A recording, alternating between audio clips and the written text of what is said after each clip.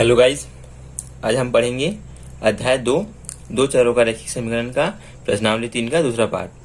ठीक है, दूसरा पार्ट का पहला क्वेश्चन हमारा फर्स्ट क्वेश्चन है 5वां नंबर, जिसमें दिया है कि निम्नलिखित समीकरण निकायों के लिए k का मान ज्ञात कीजिए जबकि समीकरण निकायों के अनंत अनेक हल हो। ठीक है, तो इसमें क्या करना है, हमारा जो शर्त है वो चेंज हो जाएगा। चलिए हल करते हैं।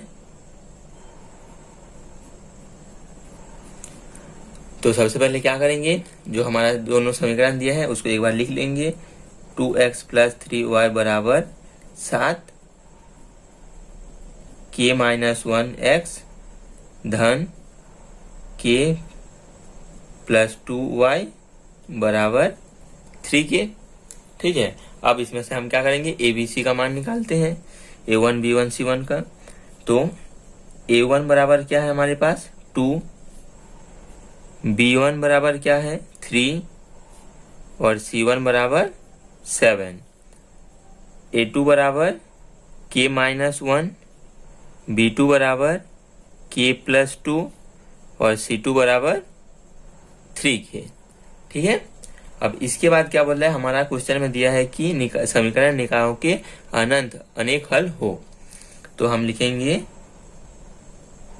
चूंकि समीकरण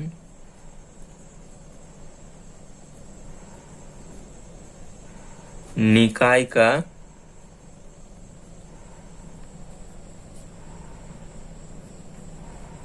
अनंत अनेक हल है।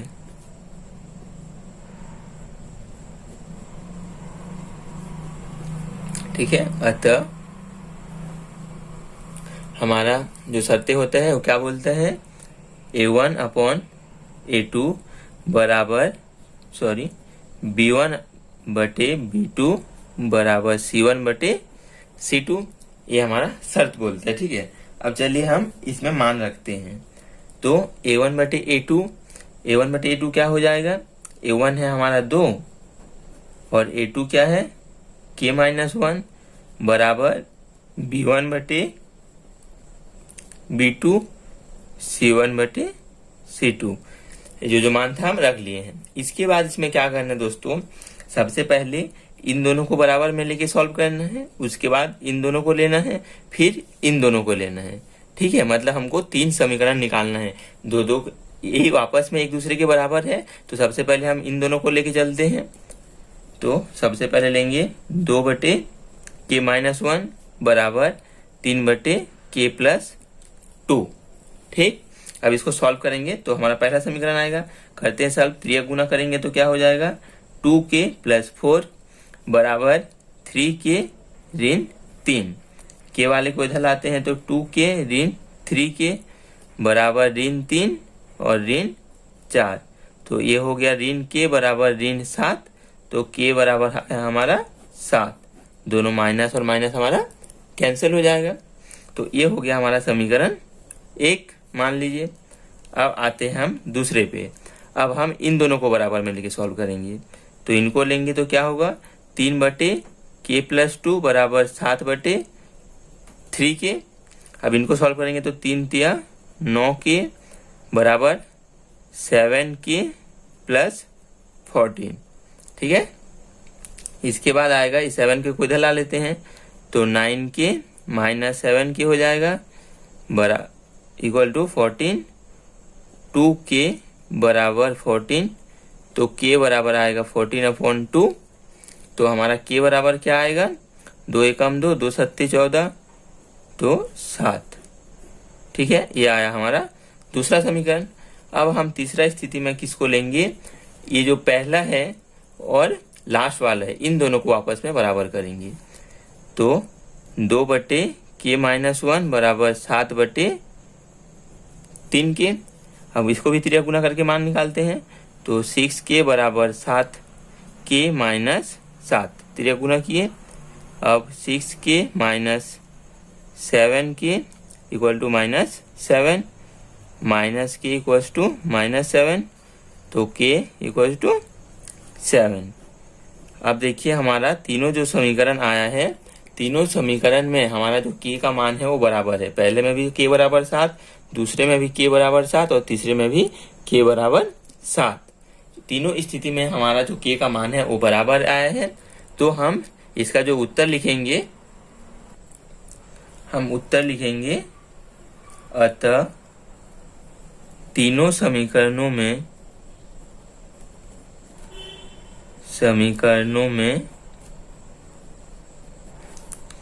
k का मान 7 आया है। अतः k बराबर 7, ये हो जाएगा हमारा आंसर। ठीक है, तो अब हम दूसरा क्वेश्चन को छोड़ देते हैं, तीसरा बनाते हैं। दूसरा आप बनाइए, मैं 2 क्वेश्चन को इसमें से बताऊंगा, पहला और तीसरा, और आपका एक उदाहरण का सेम क्वेश्चन है। ऐसी k का मान निकालना है और समीकरण का जो निकाय है वो अनंत अनेक हल है, वो है हमारा उदाहरण नंबर 22। उसको थोड़ा मैं आपको समझा दूंगा, ये क्वेश्चन थोड़ा इंपॉर्टेंट लग रहा है मेरे को। ठीक है, तो 2 क्वेश्चन इसमें से आपको बता रहा हूँ, आप 2 क्वेश्चन खुद बना लीजिए। तो अब हम तीसरा क्वेश्चन को बनाते हैं, उसके बाद उदाहरण के क्वेश्चन को समझेंगे। आते हैं तीसरे क्वेश्चन पे। A1, A2, B1, B2, C1, C2 का मान मैंने पहले से निकाल लिया है और ये हमारा शर्तें हैं और उसमें हमने मान भी जो है रख लिया है। A1 का मान है 3 तो 3, और A2 का मान है 2 तो 2, 3/2, B1/B2 k/-5 और 7/1, ये हमने लिख लिए हैं। अब इसके बाद क्या करना है हमको, एक एक बार सबसे पहले इन दोनों को बराबर में लेंगे, फिर इन दोनों को, फिर इन दोनों को। ठीक है, तो चलिए 3 समीकरण निकालते हैं, क्या क्या आते हैं। तो सबसे पहला है हमारा 3/2 बराबर k/-5। ठीक है, अब इसको सॉल्व करेंगे तो k 2k, त्रिया गुना करेंगे तो, और बराबर में आएगा -15। तो k बराबर हमारा क्या आया, ऋण 15/2। ठीक है, ये आया हमारा पहला समीकरण। अब लेते हैं इन दोनों को बराबर में, तो k/-5 बराबर 7/1, और त्रिया गुना करेंगे तो k बराबर आएगा -5/7 तो ऋण 35 आया हमारा। ये आया हमारा समीकरण 2। अब समीकरण 3 हमारा क्या है, इसके बराबर में इसके। तो दोस्तों चलिए लिख के दिखा देता हूँ आपको, 7/1। इस पूरे समीकरण अगर इसको सॉल्व करेंगे तो हमारा इस पूरे में k है ही नहीं, तो इसको सॉल्व करने पर हमारा k का मान आएगा ही नहीं, तो इसको हम छोड़ देते हैं, इसको हम सॉल्व नहीं करेंगे। ठीक है, अब देखिए इन दोनों में k का मान अलग अलग आया है। एक में आया है ऋण 15/2, एक में आया है ऋण 35। तो दोनों मान अलग अलग होने के कारण हम लिखेंगे उत्तर में हमारा क्या आएगा दोस्तों, k का वही मान सत्य होता है जो तीनों समीकरण में k का मान बराबर आता हो। ठीक है, तो यहाँ पर दोनों अलग अलग है, इसलिए हमारा जो उत्तर होगा वो k का कोई भी मान नहीं होगा। ठीक है, हम क्या लिखेंगे, दोनों, तीसरा समीकरण तो हमको प्राप्त हुआ ही नहीं, तो दोनों समीकरण में k का अलग अलग मान प्राप्त हुआ। ठीक है, अतः k का कोई भी मान नहीं है। ठीक है, अगर यहाँ पर दोनों हमको सेम प्राप्त होता तो हमारा उत्तर जो आता वही है, मगर यहाँ दोनों अलग अलग होने के कारण हमारा k का मान क्या है, कुछ भी नहीं। ठीक, अब चलिए दूसरा और चौथा आप खुद से बना लीजिए। अब हम आते हैं उदाहरण के क्वेश्चन पे। आपको उदाहरण के क्वेश्चन को मैं बुक में समझा देता हूँ। यह है हमारा उदाहरण नंबर 22, जो कि पृष्ठ नंबर 61 पर है, 61 पेज नंबर। ठीक है, क्या बोला है, k का मान ज्ञात कीजिए जब दिए गए समीकरण निकाय के अनंत अनेक हल होंगे। ठीक है, 2 हमको समीकरण दिया हुआ है, इन दोनों समीकरण का जो हल है वो अनंत है, जो हम क्वेश्चन में बनाए हैं। ठीक, तो दोनों समीकरण को दिया हुआ है। A1 का मान आया है k-3, B1 का मान है 3 और C1 का मान है K, A2 का मान है K और B2 का भी मान है K और C2 का जो मान है वो है 12। तीनों को निकाल लिए हैं। चूंकि समीकरण का अनंत हल है निकाय का, समीकरण निकाय का अनेक हल होने के कारण A1/A2 बराबर B1/B2 बराबर C1/C2 से ये हमारा प्राप्त हुआ। A1 का मान था K-3, A2 का मान था K और B1/B2 का मान है 3/K, C1/C2 का है K/12। ठीक है, दोनों धनात्मक में है। इसके बाद देखिए, सबसे पहले हम इन दोनों को लेंगे तो K-3 आया बटे में K और 3/K। इन दोनों को जब हम सॉल्व किए तो हमको जो मान प्राप्त हुआ वो है K बराबर 6। ठीक, दूसरी स्थिति में हम लिए हैं इन दोनों को। जब इन दोनों को लेके सॉल्व किए हैं तो हमारा जो K का मान आया है +-6 में आया है। ठीक है, इसमें था K बराबर ओनली धन 6, इसमें प्लस माइनस दोनों में प्राप्त हुआ है। अब हम आते हैं तीसरे में। तीसरे क्वेश्चन को जब सॉल्व किए हैं, तीसरा समीकरण को, तो हमारा क्या आया है K बराबर 6। ठीक है, धनात्मक 6 आया है। तो हमारा तीनों स्थिति में 6 धन 6 तो प्राप्त हुआ ही है और दूसरा समीकरण में ऋण 6 भी आया है।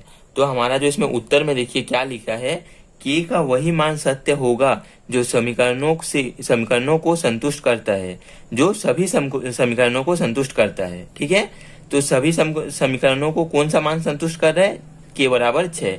तो यहाँ 6 ही तीनों समीकरणों को संतुष्ट करता है, इसलिए K का मान 6 होगा। ठीक है, तो देखिए यहाँ पर जो ऋण 6 आया है वो हमारा आंसर नहीं होगा, ओनली धनात्मक होगा, क्योंकि तीनों समीकरण में जो कॉमन है, उभयनिष्ठ है, वो है धनात्मक 6। ठीक है, तो इसी को मैं आपको बताना था। तो चलिए बढ़ते हैं आगे के क्वेश्चन में। ठीक, अब हम आते हैं छठवां क्वेश्चन में। छठवां क्वेश्चन में क्या बोल रहा है, यदि x बराबर 2 और y बराबर 4 है तो समीकरण 7x - 4y = p में p का मान ज्ञात कीजिए। ठीक, हमको क्या दिया हुआ है, x और y का मान दिया है और जो समीकरण दिया है, समीकरण में p का मान को ज्ञात करना है। तो हमको क्या क्या दिया है, सबसे पहले लिख लेते हैं। दिया है x बराबर 2 और y बराबर 4। ठीक, और जो समीकरण दिया हुआ है वो है 7x - 4y बराबर p। ये हमारा समीकरण है। अब क्या करना है हमको, इसमें सोचने वाली कोई बात नहीं है। जो हमारा x और y का मान दिया हुआ है उसको बस समीकरण में रखना है और कुछ नहीं करना है। तो हम लिखेंगे समीकरण में x बराबर 2 और y बराबर 4 रखने पर, ठीक है। अब हमको क्या करना है, जो समीकरण दिया है 7x ऋण 4y = p और x का मान क्या है 2 ऋण 4, y का मान है 4 बराबर p। तो 7 को 2 से गुना करते हैं, 14 ऋण 4 और 4 16 बराबर p। तो 14 को 16 से घटाएंगे तो -2 बराबर p। तो हम p बराबर लिख सकते हैं -2। ये आ गया हमारा आंसर। p का मान पूछा था, p का मान याद कीजिए, p का मान आ गया -2। ठीक, नेक्स्ट क्वेश्चन 7वां नंबर। ठीक, क्या बोला है, k का मान ज्ञात कीजिए यदि एक सरल रेखा 2x - ky बराबर 9 बिंदु 1, -1 से गुजरती है। ठीक है, क्वेश्चन को समझिए। एक सरल रेखा है जिसका समीकरण ये दिया हुआ है, ठीक, और वो बिंदु 1 और -1 से गुजरती है। तो आपको पता है ग्राफ का जो मान होता है, इसका जो पहला मान होता है वो होता है x का, दूसरा मान जो होता है वो होता है y का। तो इसमें हमारा क्या दिया हुआ है, दिया है समीकरण जो दिया है वो तो 2x ऋण ky बराबर 9 है। और ये जो हमारा है बिंदु जो दिया है, बिंदु जिससे सरल रेखा गुजरती है वो है हमारा 1, -1। तो इसको हम लिख सकते हैं x बराबर 1 और y बराबर ऋण 1। ठीक है, क्योंकि जो निर्देशांक में हमारा पहला मान होता है वो होता है x का और दूसरा मान होता है y का। तो कुछ नहीं करना, हमारा जो पहला क्वेश्चन में जैसे किए हैं सेम ये जो समीकरण दिया है उसमें x और y का मान को रखना है। तो समीकरण में x बराबर 1 और y बराबर ऋण 1 रखने पर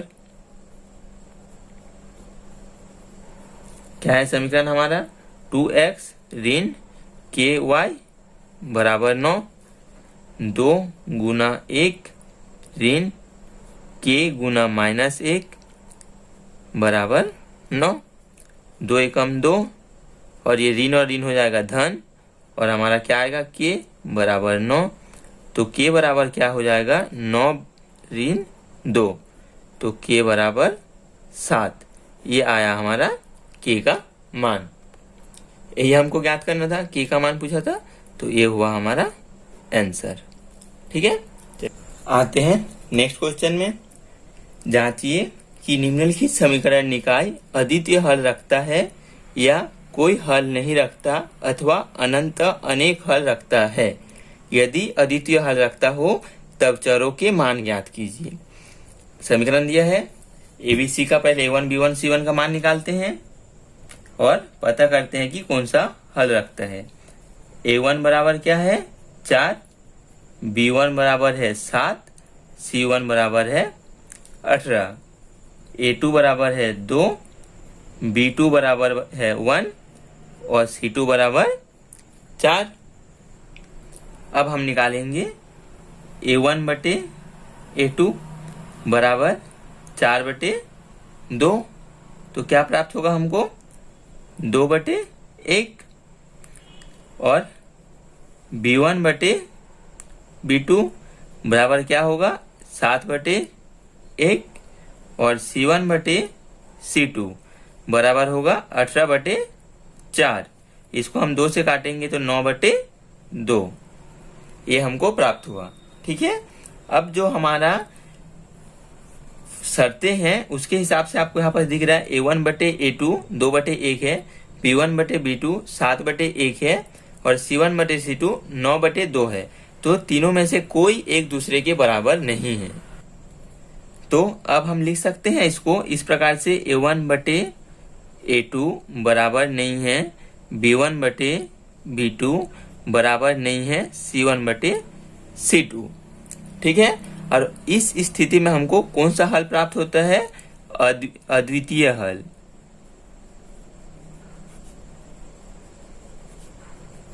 प्राप्त होगा। ठीक है, क्योंकि A1 बटे A2 B1 बटे B2 के बराबर में नहीं है और क्वेश्चन में हमको बोला है कि अद्वितीय हल अगर आएगा तो हमको चरों के मान निकालना है। ठीक है, और हमारा चर क्या है XY, तो अब हमको x और y का मान निकालना है। तो XY का मान निकालने के लिए दोनों समीकरण को हम लिख लेते हैं 7y बराबर 18 और 2x प्लस y बराबर 4, ये दोनों हमारा समीकरण है। अब हम क्या करेंगे, इसको निकालते हैं। कौन सी विधि से निकालेंगे, चलिए विलोपन विधि से निकालते हैं। ठीक है, विलोपन विधि से निकालने का हमारा क्या है, दोनों x का गुणांक को बराबर करना। तो दोस्तों हमने इसका गुणांक को इसमें और इसका गुणांक को इसमें गुना करते थे। तो अब देखिए चर का जो x का गुणांक है उसको हमको बराबर करना है। तो इसके लिए अगर हम इसमें इस समीकरण में 1 का और इस समीकरण में 2 का गुना करते हैं तो हमारा बराबर हो जाएगा, 2 दूनी 4 हो जाएगा और 4 एकम 4, तो दोनों बराबर हो जाएगा। इसलिए हम 1 और 2 का गुना करेंगे। ठीक, चलिए गुना करते हैं। तो क्या होगा 4 एकम 4x धन 7y बराबर 18 और 2 से गुना करेंगे तो 4x धन 4y बराबर 8। अब हम घटाएंगे तो ये हो जाएगा ऋण, ये हो जाएगा ऋण और ये भी हो जाएगा ऋण। तो x वाला टर्म तो कैंसिल हो गया और y में 7 में से 4 घटाएंगे तो 3y बराबर, ये ऋण है धन है तो 10। सॉरी दोस्तों, यहाँ पर 2 का गुना किए हैं हम, तो यहाँ 2y होगा, थोड़ा मिस्टेक हो गया था, 2y होगा। तो अब 2 को 7 से घटाएंगे तो क्या होगा 5, तभी सोच रहे हो कि ऐसे 3 आ रहा है। तो y बराबर हो जाएगा 10 बटे 5, तो y का मान आएगा हमारा 2। y का मान आया हमारा 2। ठीक, अब हम निकालते हैं x का मान। तो समीकरण 1 या 2 किसी भी एक को ले सकते हैं। चलिए 2 को लेते हैं। समीकरण 2 से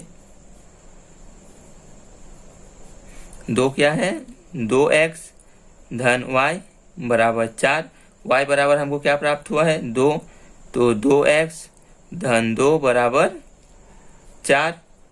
2x बराबर 4 ऋण 2, x बराबर आएगा 4 में से 2 को घटाएंगे तो 2/2, दोनों को काटेंगे तो आएगा x बराबर 1। ये आया हमारा x का मान और ये है हमारा y का मान। तो x बराबर 1 और y बराबर 2 हमारा चरों का मान निकालना था। आ गया। ठीक है, मिलते हैं नेक्स्ट वीडियो में।